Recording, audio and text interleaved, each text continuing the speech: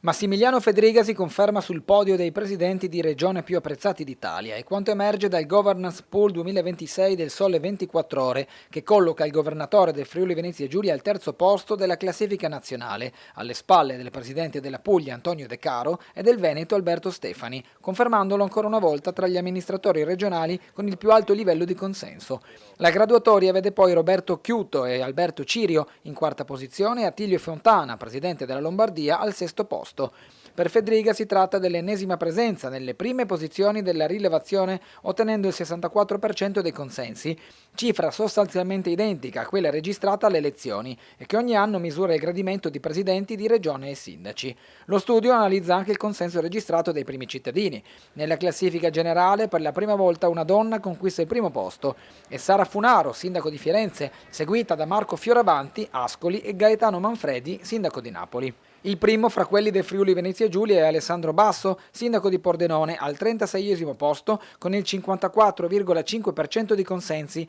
mezzo punto percentuale in più rispetto alla data dell'elezione. Seguono al 54esimo posto Alberto Felice De Toni, primo cittadino di Udine, Rodolfo Ziberna di Gorizia, al 67esimo posto con il 50% di consensi, meno 2,2% sulla data di elezione, e infine Roberto Di Piazza, sindaco di Trieste, 83esimo posto, che perde il 4,3% di consenso rispetto al 51,3% di quando è stato rieletto alla guida della città.